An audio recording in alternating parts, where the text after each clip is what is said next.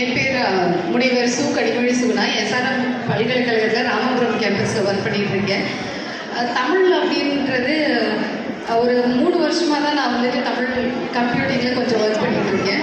இதுக்கு முன்னாடி இருக்கிறது போட்டவங்க யாருன்னு பார்த்தீங்கன்னா முனைவர் வசந்தகுமாரி, அருள்மிகு அர்த்தநாரீஸ்வரர் கலை மற்றும் அறிவியல் கல்லூரியில் பயனாற்றிட்டு இருக்காங்க. அவங்க போட்ட வேலை தான் இந்த வாகை தமிழ் சங்கம் இருக்குது. ஸோ தமிழில் வந்துட்டு ஆய்வு கட்டுரைகள் சமர்ப்பித்தோம்.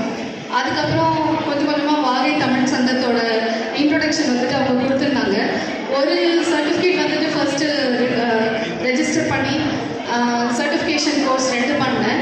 அதுக்கப்புறம் வந்துட்டு பார்த்திங்கன்னா திருக்குறள் கதை வந்துட்டு கொடுத்துருந்தாங்க.